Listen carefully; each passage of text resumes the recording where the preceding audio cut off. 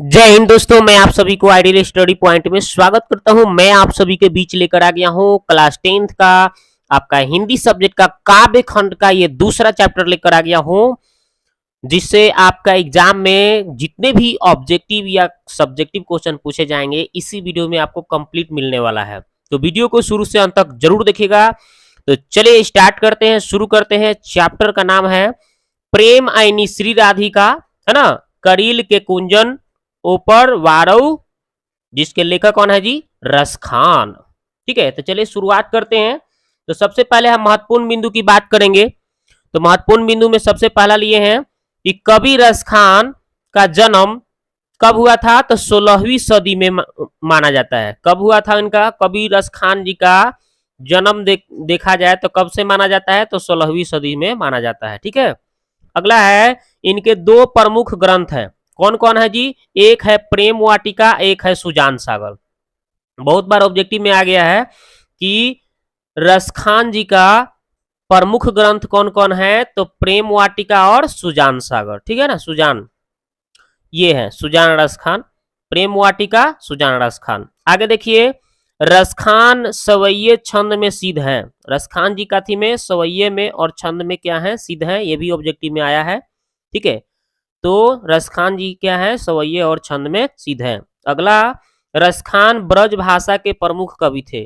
कौन सा भाषा के? तो ब्रज भाषा के एक प्रमुख कवि थे। ये भी ऑब्जेक्टिव में पूछा गया है। आगे देखिए, इनके गुरु यानी रसखान जी के गुरु का नाम था गोस्वामी विठलनाथ। ठीक है, गोस्वामी विठलनाथ। पुष्टि मार्ग में भी ये दीक्षा दिए हैं, ये इनके गुरु। ठीक है ना, गोस्वामी विठलनाथ पुष्टि मार्ग में भी इनको दीक्षा दिए हैं। आगे देखिए, रसखान कृष्ण भक्त थे। रसखान किनके भक्त थे? तो कृष्ण के भक्त थे, याद रखिएगा। आगे है इनके प्रमुख छंद है। कौन कौन है? तो दोहा है, सोठा है और सवैया है इनका प्रमुख छंद। आगे देखिए, ये दिल्ली के पठान राजवंश में उत्पन्न हुए थे। तो ये कहाँ पे उत्पन्न हुए थे, जन्म लिए थे? तो भाई तो दिल्ली के पठान राजवंश में। रसखान जी कहाँ उत्पन्न हुए थे? तो दिल्ली के पठान वंश में। ठीक है, आगे देखिए, इनका रचना काल कब का है? तो जहांगीर का राजकाल, यानी जब जहांगीर का शासन चल रहा था, राजा का शासन, जहांगीर राजा का शासन चल रहा था, उसी समय का ये रचना काल है। ठीक है, इनका रचना काल कब का है? तो जहांगीर का राजकाल का समय। आगे है, प्रेम की खजाना किनको माना गया, किनको माने हैं ये? तो राधिका जी को प्रेम की खजाना कहा गया है। किनको प्रेम का खजाना कहा गया है? तो राधिका को।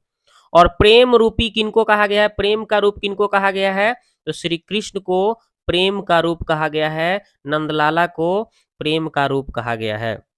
ठीक है, आगे देखिए, प्रेम के बगिया में माली मालिन कृष्ण और राधा को कहा गया है। कृष्ण और राधा को प्रेम के बगिया में माली मालिन कहा गया है। आगे देखिए, कृष्ण को क्या क्या कहा गया है? तो कृष्ण को चित्तचोर, नंदलाला, है ना, नंद किशोर, ये सब चित्तचोर कहा गया है। ठीक है ना, कृष्ण को क्या क्या कहा गया है? चित्तचोर, नंदलाला, नंद किशोर, और ये चित्तचोर नहीं होगा, यहाँ तो लिखिए दिया हूँ। ठीक है ना, ये सब कहा गया है।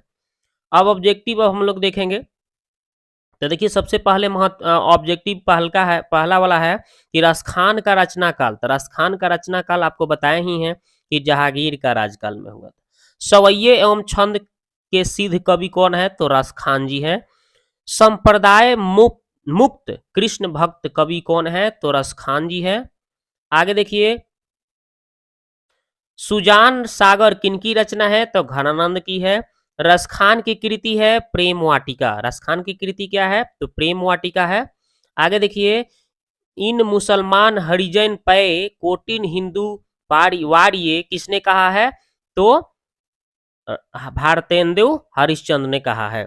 आगे देखिए, प्रेम ऐनी श्री राधिका ये शीर्षक कविता में कवि ने माली मालिन किसे कहा है? तो राधा और कृष्ण को कहे हैं। रसखान दिल्ली से कहाँ चले गए थे? तो ब्रजभूमि गए थे। आगे देखिए, रसखान किस विषय में सिद्ध है? तो सवैये छंद में भी सिद्ध है। रसखान ने चोर किसे कहा है? तो कृष्ण को कहा है। रसखान को पुष्टि मार्ग की दीक्षा किसने दिया है? तो गोस्वामी विठलनाथ ने दिया है। कवि ने माली मालिन किसे कहा है? तो राधा और कृष्ण को माली मालिन कहा है।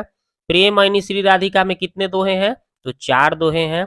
करील के कुंजन वापर वारई ऊपर वारई के अंतर्गत कितने सवैये का संकलन किया गया है? तो 1। आगे देखिए, रसखान ने कृष्ण का लीलागान कैसे किए हैं? तो सवैये में। रसखान के इष्ट देव कौन है? तो रसखान जी के इष्ट देव श्री कृष्ण है। आगे देखिए, रसखान द्वारा रचित ग्रंथ कौन है? तो प्रेम वाटिका है। आधुनिक काल के साहित्यकार कौन है? तो भारतेंदु हरिश्चंद्र।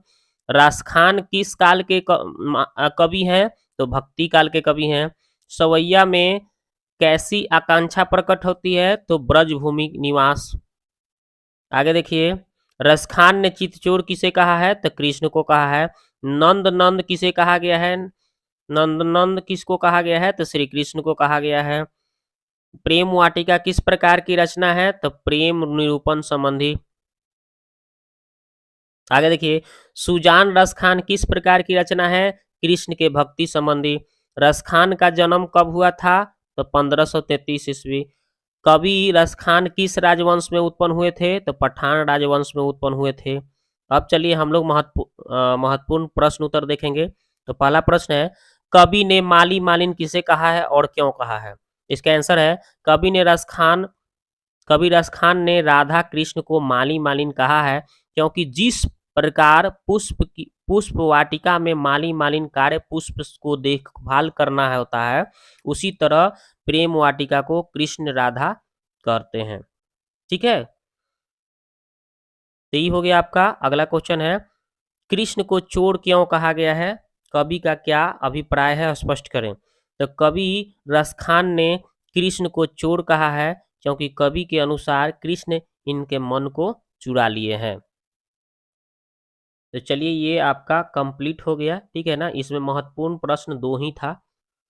तो वीडियो आपको कैसा लगा आप जाके कमेंट बॉक्स में प्यारा सा एक कमेंट कीजिए, ठीक है।